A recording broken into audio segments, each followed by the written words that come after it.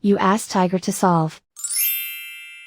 This deals with linear equations with one unknown. The final result is q equals -1. Let's solve it step by step.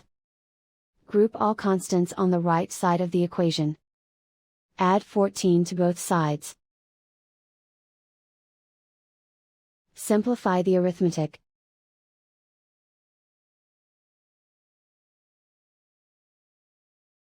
Isolate the q. Divide both sides by -95. Cancel out the negatives. Simplify the fraction. Move the negative sign from the denominator to the numerator.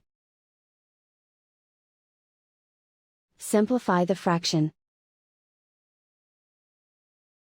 And so the final result is q equals -1.